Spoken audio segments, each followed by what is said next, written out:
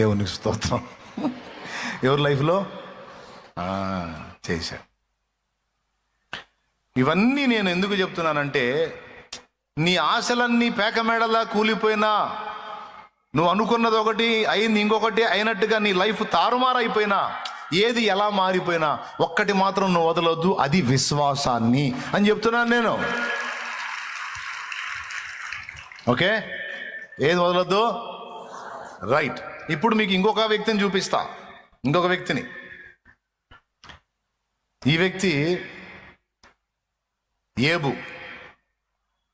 ఒకడు మోషే, ఈ వ్యక్తి ఏబు. ఏబు జీవితాన్ని తీసుకుంటే ఫస్ట్ ఒక రేంజ్లో ఉన్నాడు, తర్వాత నిష్ఠ దరిద్రుడి కంటే దారుణంగా తయారయ్యాడు. మూడో స్టెప్లో మళ్ళీ రెండంతలుగా ఆశీర్వదించబడ్డాడు. నీకు ఒకటి చెప్తున్నా, ఆరోగ్యం పోయిందా? బాధపడద్దు. ఏబుకు ఆరోగ్యం పోయింది.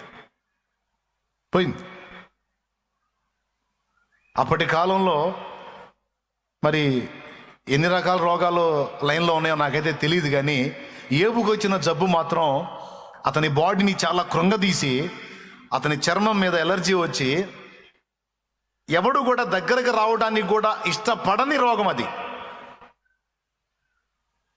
దాసదాసి జనాంగం కూడా ఆయన ముఖం మీద త్రోసివేసి దాటి వెళ్ళిపోయారు. రే రే రే నేను రా, నువ్వైతే ఏందయ్యా, ఏంది మామూలు కాదు పో అనుకుంటూ వెళ్ళిపోయా. చిల్ల పెంకు తీసుకొని ఒళ్ళంతా గోక్కొని నెమ్మది లేని రోగం. నిద్రపోయినప్పుడు తప్ప ఏ మాత్రం మెలకు ఉన్నా ఇక ఇదే పని. బాడీ అంతా ఎలర్జీ, నెమ్మది లేదు. బూడిద పోసుకొని బూడిదలో కూర్చొని అల్లాడిపోయాడు ఏబు. ఆరోగ్యం పోయింది, ఆస్తులు పోయినాయి, భార్య ప్రేమ పోయింది, బంధువుల ప్రేమ పోయింది, కట్టుకున్న భార్య ప్రేమ పోయింది, కడుపును పుట్టిన వాళ్ళందరూ పోయారు, తోడ పుట్టినోళ్ళు వదిలేశారు.